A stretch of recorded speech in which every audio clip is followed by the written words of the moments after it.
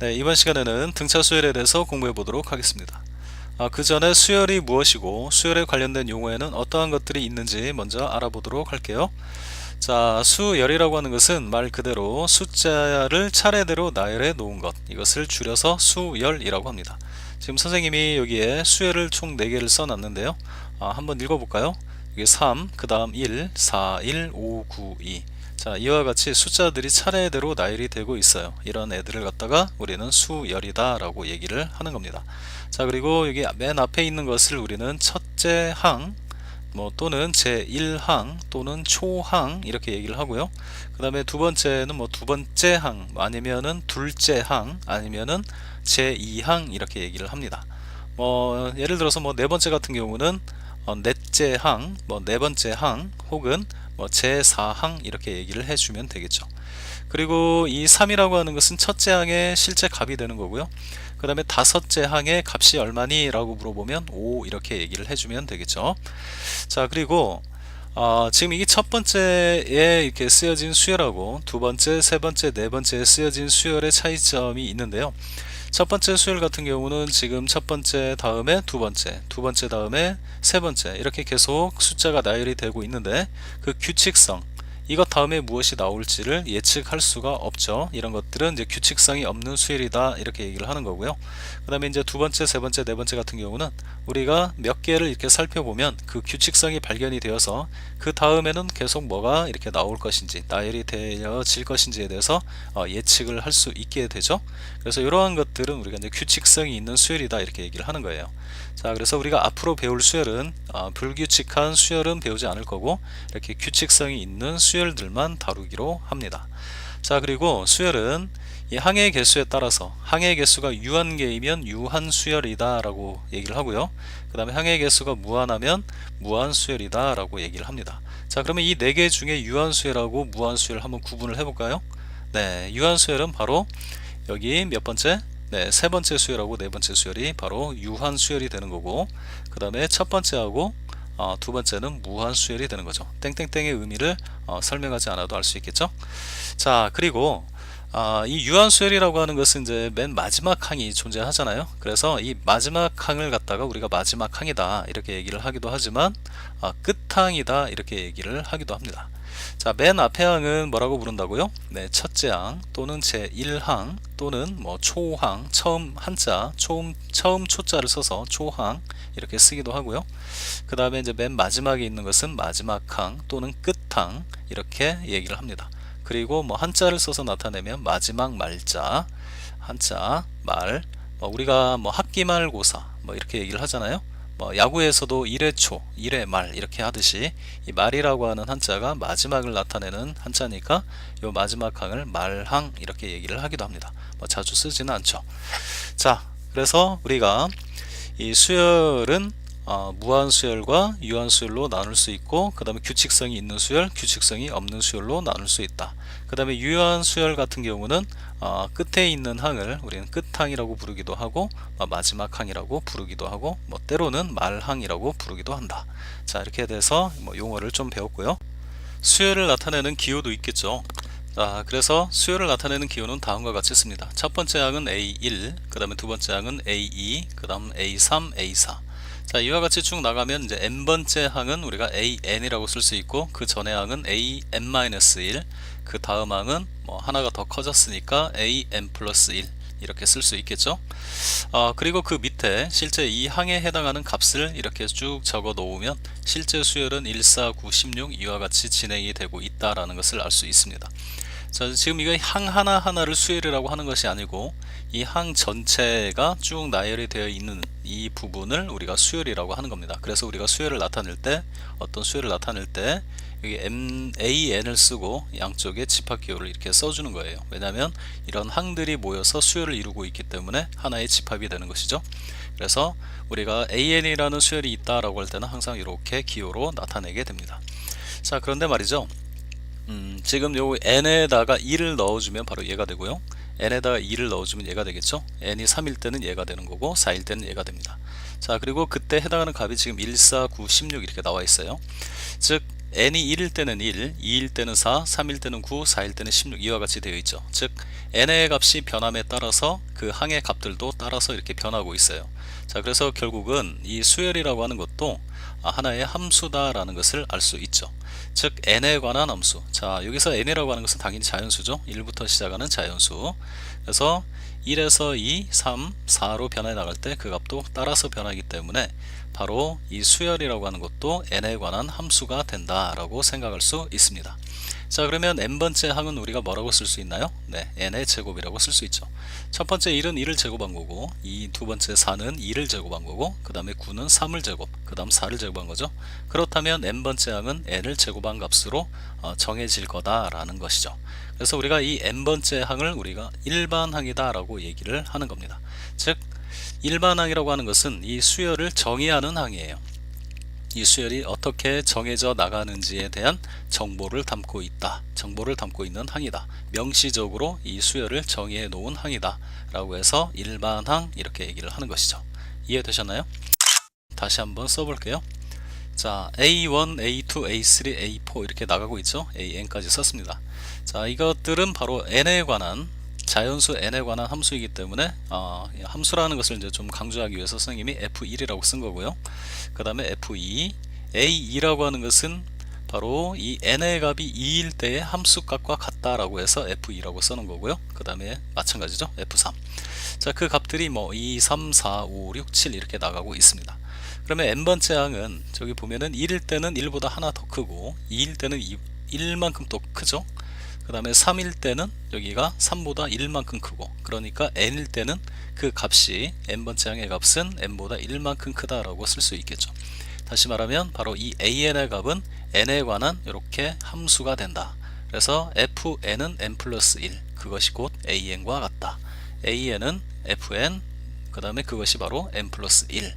자, 근데 이것을 갖다가 우리가 이제 ax라고 바꿔 쓰고 n 대신 x라고 바꿔 쓰고, 그 다음에 여기 fx라고 쓰고 요 n 대신에 x 더하기 1이라고 쓰면 바로 우리가 구했던 이 an이라는 또는 뭐 ax라는 수열은 바로 1차 함수다라는 것을 알 수 있죠. 자, 그런데 굳이 우리가 왜 n이라고 이렇게 쓰느냐, x라고 쓰지 않고, 바로 이 수열은 이 x자리에 우리가 뭐만 넣어요? 네, 자연수만 넣죠.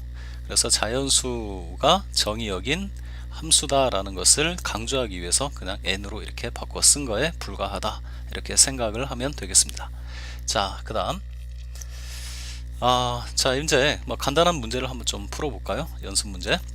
지금 이 문제는 뭐냐면은 첫 번째 항하고 두 번째 항, 세 번째 항, 다시 말하면 일반항 n번째 항의 값을 n을 써서 이렇게 나타내어져 있죠. 그래서 an이 이렇게 정의가 되어 있을 때 첫 번째, 두 번째, 세 번째 값은 얼마가 되겠니? 라고 물어보고 있는 것입니다. 자, 뭐 당연히 a1이라고 하는 것은 n이 1일 때의 함수값이니까 여기다 2를 넣어서 계산하면 되겠죠. 그래서 계산하면 5가 되고요. 그 다음에 2는 당연히 2만 넣어서 계산해 주면 됩니다. 11. 그 다음에 여기 3이니까 3 넣어서 계산하면 여기 당연히 23이 되겠죠. 그 다음에 an이 만약에 n제곱 마이너스 2n이라고 한다면 a1은 마찬가지로 1만 넣어서 계산하면 됩니다. 그래서 마이너스 1, 그 다음에 2일 때는 뭐 4 빼기 4니까 0, 3일 때는 9 빼기 6이니까 3 이렇게 되겠죠. 자, 그 다음에 이번에는 어떤 문제냐면 an을 한번 예측을 해봐라, 이런 문제가 되겠습니다. 지금 첫 번째 항은 마이너스 1, 두 번째 항은 1, 그 다음 세 번째 항은 마이너스 1, 그 다음 또 1, 이렇게 마이너스 1과 플러스 1이 반복이 계속 되어지고 있죠. 자, 이런 것들은 어떻게 우리가 예측을 할 수 있느냐, n번째 항은 뭐라고 쓸 수 있느냐. 자, 즉 마이너스 1의 n승이라고 쓸 수 있는 거죠. 왜냐면 마이너스 2의 거듭 제곱은 언제나 1 아니면 마이너스 1만 나오니까 실제로 한번 넣어볼까요? n에다가 1을 넣어주면 마이너스 1의 1승이니까 마이너스 1. 그 다음에 두 번째 항 a2, 2를 넣어주면은 마이너스 1의 제곱이니까 1이 되겠죠. 그래서 홀수 번째 항들의 값은 무조건 마이너스 1, 짝수 번째 항들의 값은 1이 나온다는 거 알 수 있습니다. 자, 그 다음에 3, 5, 7, 9, 11 이렇게 돼 있죠. 자, 얘네들은 전부 다 홀수죠. 자, 그래서 홀수라고 하는 것은 짝수에다가 홀수를 더한 거죠. 그래서 기본적으로 우리가 일단 an을 작성할 때 짝수에다가 그 다음에 어떤 홀수를 더해주면 홀수가 된다. 그런데 여기 첫 번째 항의 값이 얼마죠? 네, 바로 3이죠. 지금 a1이라고 하는 것은 짝수 2 곱하기 1에다가 바로 얼마를 더한 거죠? 네, 1을 더한 거죠. 그래서 이렇게 3이 나온 거죠. 그래서 이 수열의 일반항은 2n 플러스 1 이렇게 쓸 수가 있겠습니다. 그 다음 여기는 8, 그 다음 여기 98, 998, 9998이라고 되어 있죠. 자, 약간의 눈썰미가 있어야 됩니다. 얘는 우리가 10 빼기 2로 볼 수 있고, 얘는 100 빼기 2, 얘는 1000 빼기, 얘는 10,000 빼기 2라고 볼 수 있죠. 그래서 n번째 항은 우리가 뭐라고 쓸 수 있느냐? 바로 10의 n승 빼기 2라고 쓸 수 있습니다. 자, 지금 얘 같은 경우는 10의 1승 빼기 2이고, 얘는 100이니까 100은 10의 제곱 빼기 2고, 얘는 바로 10의 세제곱 빼기 2 이렇게 쓸 수 있죠. 첫 번째는 10의 1승 빼기 2, 두 번째 항은 10의 2승 빼기 2, 세 번째 항은 10의 3승 빼기 2, 그러니까 n번째 항은 10의 n승 빼기 2라고 쓸 수 있는 것입니다. 자, 그 다음 이거는 이제 분수 수열인데, 이것도 마찬가지. 자, 첫 번째는 분자가 1, 두 번째는 2, 세 번째는 3, 네 번째는 4니까 n번째는 분자가 뭐가 되겠어요? 네, n이 되겠죠. 이번에는 분모를 봐야겠죠. 얘는 이만큼 더 크네요. 분자보다 이만큼 크다. 얘도 이만큼 크고 이만큼 크죠. 그러니까 n번째 항의 분모는 바로 분자 n보다 이만큼 큰 n 플러스 2가 되는 것이죠. 그래서 an은 n 플러스 2분의 n. 여기가 지금 네 번째죠. a4 4 넣고 4 집어넣으면 6분의 4 이렇게 똑같이 나오죠. 자, 그 다음 또 이어서, 자, 이번에는 이제 등차 수열에 대해서, 수열이 무엇인지 알았으니까 등차 수열에 대해서 공부해 보겠습니다. 등차 수열이라고 하는 것은요, 말 그 뜻이 이 항과 항 사이의 차이가 일정할 때 등차 수열이다 라고 얘기를 하는 거예요. 자, 지금 여기 첫 번째 항은 1이고 두 번째 항은 2고 세 번째 항은 3이죠.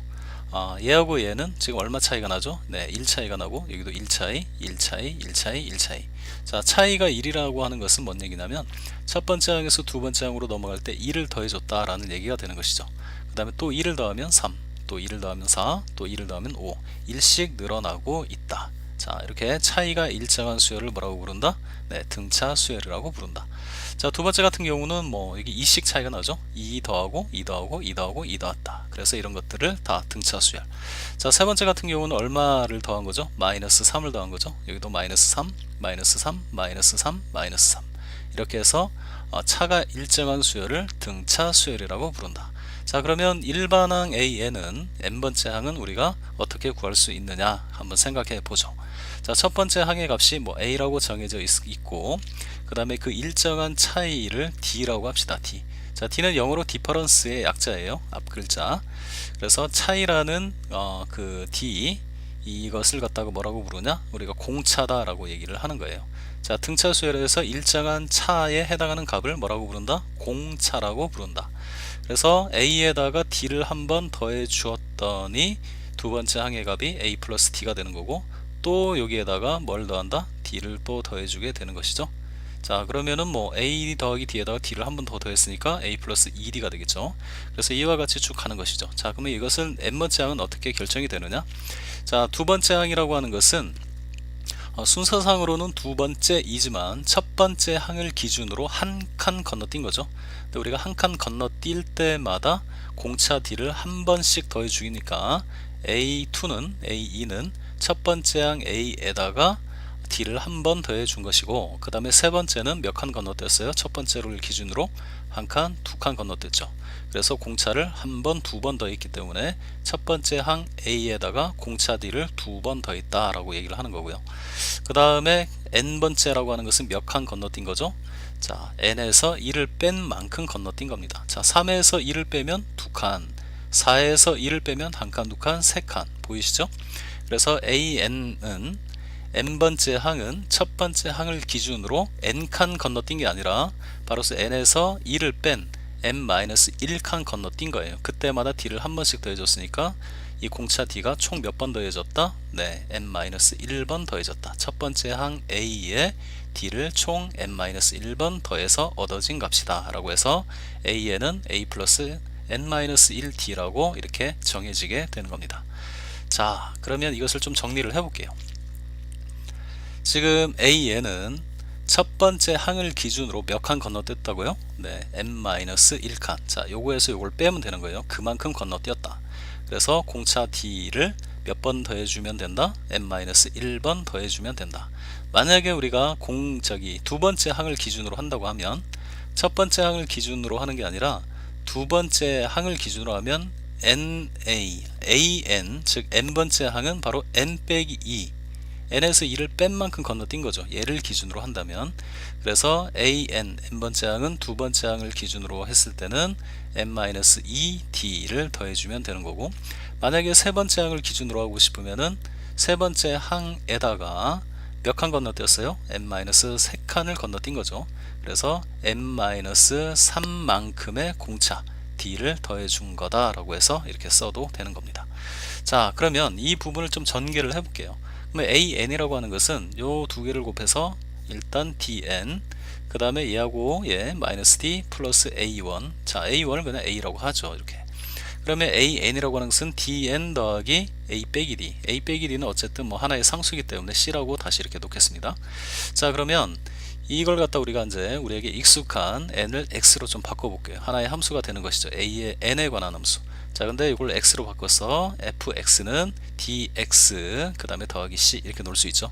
즉 이렇게 해서 등차 수열이라고 하는 것은 바로 몇 차 함수다? 1차 함수다 라는 걸 알 수 있죠. 즉 근데 이 정의역 x는 우리가 자연수만 넣기 때문에 이렇게 쓴 것일 뿐이고, 결과적으로는 몇 차 함수다? 1차 함수다. 즉 정의역을 자연수로 하는 1차 함수에 불과하다라는 것입니다. 등차 수열이라고 하는 것은. 자, 그런데 우리가 1차 함수를 배울 때 이 x 앞에 있는 이 개수를 뭐라고 불렀나요? 네, 바로 기울기다 라고 불렀었죠. 기울기의 정의가 어떻게 되죠? 네, x의 변화량 분의 y의 변화량 이렇게 되죠. 자, 여기 한번 보죠. 우선 여기가 이제 x의 값이 1이고 여기는 2가 되는 것이죠. 물론 이제 x라고 안 하고 n이라고 하죠. 자연수니까. 자, 여기 n의 변화량이 얼마예요? 네, 1이죠. 그때 바로 요 항의 값의 변화량이 뭐가 돼요? 네, d가 되죠. 그래서 1분의 바로 d 해서 이게 기울기인데 기울기가 공차 d와 같다라는 걸 알 수 있죠. 만약에 여기서 이쪽으로 변했다고 해보면 1에서 3으로 변했으면은 바로 n의 변화량이 2가 되겠죠. 자, 근데 그때 요놈에서 요놈을 빼면은 바로 이 항의 값의 변화량은 2d가 되죠. 이렇게 기울기를 계산해도 되지만 결과적으로는 기울기는 언제나 뭐가 된다? 공차 d가 기울기가 된다. 그래서 우리가 an 일반항을 구할 때 바로 이렇게 구해도 된다는 거예요.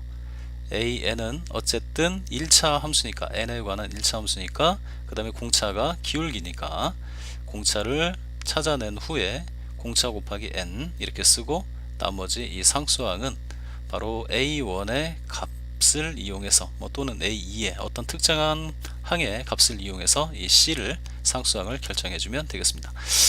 예를 들어서 어떤 등차 수열의 공차가 3이라고 하면 그 n번째 항, 일반항은 바로 이제 다음과 같이 적을 수 있다는 거죠. 3n 플러스 c라고 적어 놓고 c를 결정하면 되는데, 예를 들어서 a1이 5라고 나와 있다라고 한다면 n에다가 1을 넣었을 때 그 값은 뭐가 돼야 돼요? 네, 5가 돼야 되죠. 그러면 c가 얼마로 결정돼요? 네, 2라고 이렇게 결정이 되겠죠. 그래서 일반항은 3n 플러스 2 이와 같이 간단하게 구할 수 있는 겁니다. 자, 바로 한번 연습을 좀 해볼게요. 지금 여기 보면은 an을 구해라 라고 돼 있죠. 첫 번째 항이 3, 그 다음에 두 번째 항이 7이고 세 번째 항이 11, 15 이렇게 나가고 있어요. 자, 그러면 이것이 이제 등차 수열인지를 한번 봐야겠죠. 지금 4만큼 커지고 있죠. 등차 수열이라는 것이 확인이 됐습니다. 그래서 우리는 이 an을 배운 대로 한번 해볼까요? 자, 3을 기준으로 n번째 항은 3이라고 하는 것은 바로 첫 번째죠. 첫 번째 항. 첫 번째 항에다가 n-1만큼의 4를 더해주면 되겠죠. 공차를. 그래서 이 부분을 전개하면 4n 빼기 1 이렇게 되는 거고요. 그 다음 만약에 이제 두 번째 항을 기준으로 한다면 n번째 항은 두 번째 항으로부터 몇 칸 떨어져 있어요? n-2칸. 그래서 두 번째 항 7에다가 4를 n-2번 더해주면 되니까 이걸 전개하면 똑같이 4n 빼기 1이 나오는 것이죠. 자, 그런데 이제 이렇게 해도 되지만 그렇게 하는 것보다는 등차 수열은 n에 관한 1차 함수고 기울기가 공차라고 했으니까 an은 바로 4n, 그 다음에 1일 때가 얼마가 돼야 돼요? 네, 3이 돼야 되죠. 1 넣어서 3 들려면 뒤에 상수항이 마이너스 1이면 되겠죠. 그래서 바로 이렇게 작성을 하는 게 훨씬 편하고 좋죠. 뭐 한번 확인해나 해볼까요? 자, 여기 3을 넣어주면, 여기다 3을 넣어주면 3, 4, 12, 12 빼기 1 하면 바로 11이 나오죠. 자, 하나 더 볼게요. A1이 11, 그 다음에 D가 마이너스 2일 때 AN은 무엇인가 라고 돼 있죠. 그래서 이거 첫 번째 항이 11이니까 11에다가 공차 마이너스 2를 몇 번 더해주면 돼요? 네, n-1번 더해주면 된다. 이걸 전개를 하면 뭐 이렇게 되겠죠. 근데 이렇게 하는 것보다는 an은 자, 공차가 마이너스 2고 이 마이너스 2가 기울기라고요. 그래서 마이너스 2n 쓰고 그 다음에 첫 번째 항이 11이 되기 위해서는 1 넣었을 때 마이너스 2니까 뒤에 상수항은 13으로 결정을 해주면 되겠죠. 그래서 an을 바로 이렇게 작성할 수 있습니다. 자, 그 다음 자, 이번에는 이제 등차 중앙에 대해서 한번 또 살펴볼게요. 자, 등차 중앙이라고 하는 것은 이제 등차 수열에서 가운데 있는 항을 우리가 등차 중앙이다 라고 얘기를 하는데요. 항을 이렇게 세 개를 썼을 때 이 세 개 중에서 가운데 있는 항이 바로 예조에 이 녀석을 바로 이 등차 수열의 중항이다 이렇게 얘기를 하는 거예요.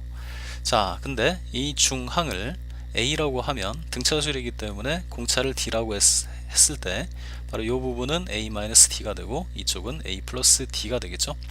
자, 그래서 이게 이제 등차 수열이기 때문에 우리는 이렇게 작성을 할 수 있어요. AN에서 AN-1을 뺀 것도 바로 D, 공차 D가 되고 얘에서 얘를 뺀 것도 여전히 공차 D가 되죠. 이렇게 일정하니까 D로 차가 일정하니까. 그래서 이 부분을 정리를 하게 되면 바로 마이너스 AN을 이쪽으로 넘겨주면 이 AN이 되고 그 다음에 AN-1을 이쪽으로 옮겨주면은 플러스 AN-1 플러스 AN 플러스 1 이렇게 되겠죠.